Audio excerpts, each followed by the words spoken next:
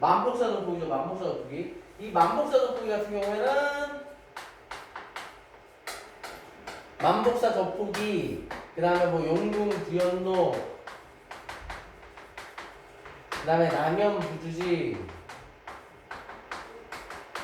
그리고 추유 부벽전기, 그 다음에 위생정전, 이래가지고 이렇게 5작품을 합쳐서 우리나라 최초의 한문소설인, 최초의 한문소설이죠.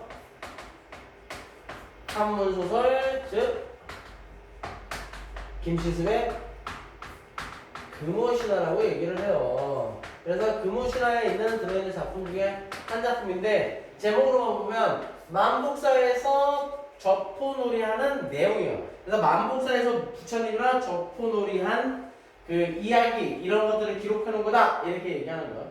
그래서 내용을 보면 다음 날은 마침 3월 29일이었다. 이 구정에서는 이날이면 만복사에, 그래서 만복사가 주된 공간적인 배경이 될 거고,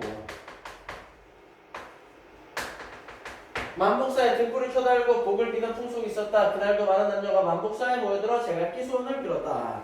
날이 저물고 범패도 끝나자. 그래서 석가의 덕을 찬양하는 노래를 부르는 건데, 인정이 드물어졌다. 양생은 법당으로 들어가 불상 앞에 섰다. 자, 주된 인물이죠. 주도인물. 그래서 법당으로 들어가 불상 앞에 섰다. 그러고는 소매 속에서 젖포를 꺼내어 앞으로 던지며 말했다.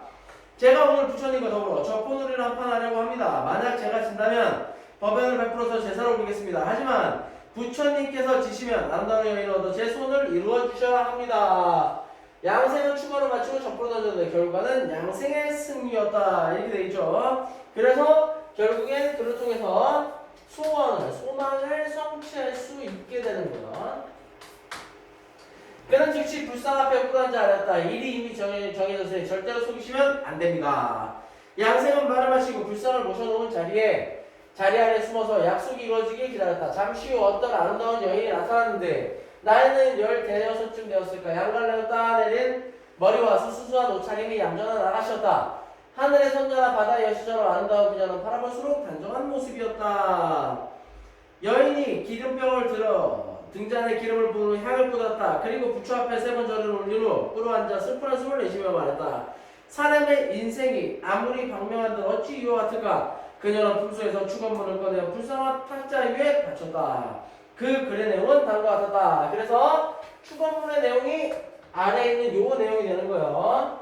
자, 그래서 내용을 쭉 보면 아무국을 아무지역에 사는 아무개가 아닙니다. 전에 변방의 방어가 무너져 왜구가 쳐들었을 때 칼날이 눈앞에 가득 채우고 봉화가 해마다 피어올랐습니다. 왜구들이 집들을 불살라버리고 백성들을 놀아치게 사람들은 도수로 돌아나고 숨고 사방으로 도망가기 바빴습니다. 이 와중에 친척과 하인들이 뿔뿔이 흩어지고 말았습니다. 소녀는 넷버드처럼 연약한 몸으로 멀리 갈 수가 없었습니다. 그래서 그만 깊숙이 숨어 끝까지 정절을 지키고 깨끗한 행실을 보존하면서 난리의 화를 면하였습니다. 부모님께서는 딸 자식이 정절을 지키는 것을 기특하게 여기시고 한적한 곳으로 피신시켜 임시로 초야에 묻혀 살게 하였습니다. 이렇게 되어 있는데, 자, 임시로 피신시켰다라고 얘기하는 건데, 이거는 나중에 뒤에 가서 내용을 보면 자신의 죽음을 피신이다라고 얘기를 하는 거예요. 그게 이미 3년이 되었습니다인데, 3년에서 추측할 수 있는 게 보통 죽으면 뭐를 치러요? 3년상을 치르면 3년상을 치르는 것처럼 생각을 하면 되겠어요. 하지만 가을 달밤과 꽃피는 봄날의 상심한 채 헛되이 보이면서 정처 없이 떠다니는 구름, 흘러가는 강물처럼. 그래서 자, 정처 없이 떠나는 구름, 그 다음에 흘러가는 강물, 이거는 바로 자신의 처지를 비유하는 거죠.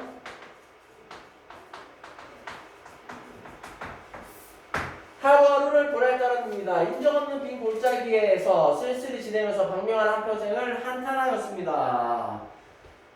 또 말띠게 밤을 홀로 지새우면서 아름다운 난세 동무를 슬퍼하였습니다. 이렇게 되어 있는데, 아름다운 난세 동무, 혼자 추는 춤이잖아요. 이것도 다 자신의 처지를 얘기하는 거라고 보시면 되겠습니다.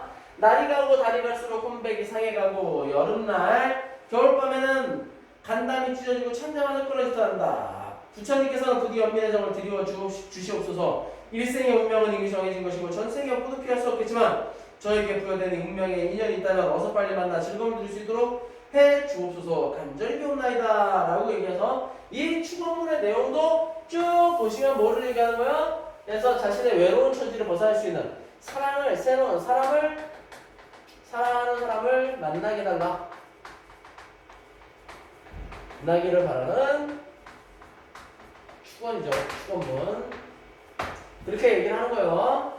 자 그러면서 술을 다 마신 후에 헤어질 때 여인이 은그릇 하나를 양생에게 갑자기 중요하게 이제 그러니까 둘이 만난 거죠. 둘이 만나서 쉽게 얘기하면 뭐 같이 인연을 쌓았든지 했겠죠.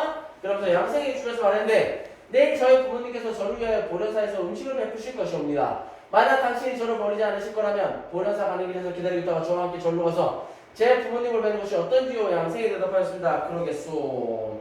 쉽게 얘기하면 여인이 양생과 다시 만날 것이라는 걸 알고 있는 거고 여인은 뭐를 하는 거냐 라고 했을 때 자 이 은그릇은 바로 그대로 여인과의 관계를 증명하는 거고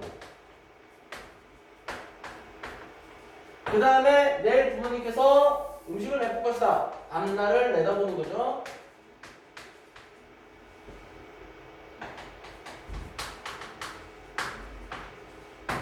자 그러면서 그러겠소라고 대답을 했어요.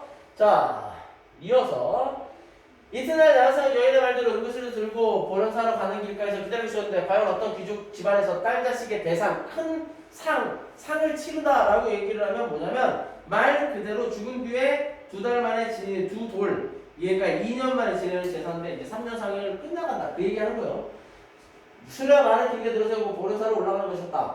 그러다가 길가에서 한 선생이 은그릇을 들고 서 있는 것을 보고 하인이 알렸다. 아가씨의 무덤에 묻은 물건을 벌써 어떤 사람이 훔쳤습니다. 솔지에 도굴품이 된 거죠. 주인이 말하였다. 이렇게 돼 있는데 자 그게 무슨 말이냐 하인이 대답하였다. 이 선생이 들고 있는 은근 말씀입니다. 주인이 마침내 양생 앞에 말을 멈추고 어찌 된 것인지 은근을 지니게 된 경위를 물었다. 그러면서 양생은 전날 여인과 약속한 그대로 대답하였다. 그리고 여인의 부모가 놀랍고도 의아하게 여기다 한참 후에 말했다. 나에게는 오직 딸아이 하나만 있었는데 외구와 친구가 난리가 났을 때 저기 해를 입어 죽었다네. 그래서 이 여인이 말하자면 겪은 일을 얘기하는 거고 그 다음에 여인이 어떤 사람이다라는 걸 얘기를 해주는 거죠. 미처 장례를 치르지 못하고 계란사 골짜기에 임시로 미루어졌지. 이래저래 미루다가 오늘에 이르게 되었다네. 오늘이 벌써 대상날이라 제나 올려 저 새끼를 추도하려고 한다네. 자네는 약속대로 딸아이를 기다렸다가 함께 오게. 부다이 놀라지 말게나. 이렇게 되는데 여인이 겪은 일, 여인의 실체 이런 것들을 얘기하면서 결국에 여인이 어떤 역할을 하는지를 어떤 사람인지를 알려주는 게 되는 거예요. 그는 말을 마치고 먼저 보르사로 떠났다. 양생은 우두커니 서서 기다렸다. 약속한 시간이 되자 과연 어떤 여인이 계속 쪽을 건드리고 나긋나긋한 상태로 걸어오는데 바로 그 여인이었다. 양생과 여인은 서로 깃발을 손을 잡고 보르사로 향했다. 여인은 절문에 들어서자 부처님께 예를 올리더니 흰 휘장으로 들어갔다. 그러자 여인의 친척들과 절의 승려들은 모든 것을 믿지 않았다. 오직 양생만이 혼자 볼 수 있었던 것이다. 여인이 양생에게 말하였다. 함께 처와 음식이나 드시지요. 양생은 그 말을 여인의 부모에게 구하였다. 여인의 부모는 시험해보자 양생에게 함께 식사를 하라고 시켰다. 그랬더니 오직 수저로 놀리는 소리만 들렸는데 마치 산 사람이 식사하는 소리와 같았다. 그러니까 여인은 없는데 수저로 놀리는 소리만 들리는 거죠. 그제야 여인의 부모가 놀라 탄식하면서 양생에게 휴장에 대해서 같이 잔다기를 권하였다. 한밤중에 말수가 낭낭히 들렸는데 사람들이 자세히 엿들으라면 갑자기 그 말이 끊어졌더라. 그러면서 여인과의 재해를 얘기를 하는 거예요. 그래서 여기서는 여인과 양생이 여인은 비현실계의 존재, 양생은 현실계의 존재이면서 비현실계의 존재와 소통하는 사람인데 이런 것들을 통해서 은그릇 하나, 수저로 놀리는 소리가 바로 그런 것들을 통해 얘기를 하는 거예요. 그래서 여기서 나오는 수저로 놀리는 소리. 그래서 그 비현실적인 세계에 있는 저 여인과 이 현실적인 세계에 있는 양생이 둘이 서로 소통하는 것들을 그런 것들을 통해서 얘기를 해주는 겁니다. 그런데 결국에는 이제 저는 말하자면 홀령과 인간의 사랑을 다룬 비유적인 결말로 끝나면서 말 그대로 생각하는 추원한 사랑이지만 비유적인 결말로 끝날 수밖에 없는 포맷을 갖고 있는 거죠. 알겠죠? 중간중간에 한시가 삭입되기도 하는데 그런 부분들까지도 잘 기억을 할 수 있으면 좋겠습니다. 알겠죠? 자, 그 다음에 이거 끝날 때 다 똑같은데 뒤에 가서는 마치 서화적 성격으로 끝나요. 마치 뭐라고 끝나냐면 지리산에 양생이 그 이후 여인과 헤어지고 산에 들어가서 약속을 피하면서 어떻게 죽었는지 어떻게 살았는지 모른다 라고 하는 장면. 마치 누군가에게 들은 것처럼 그런 식으로 이어지는 장면들이 있으니까 잘 내용을 기억할 수 있도록 하셔야 돼요. 가장 중요한 것 중에 하나는 은그릇과 수저로 돌리는 소리, 그 다음에 여기 있는 것들이 비현실적인 이야기로 이어졌다는 거, 그 다음에 추론문의 내용에는 어떤 내용들이 들어있는지 이런 부분들을 잘 기억하시면 되겠어요.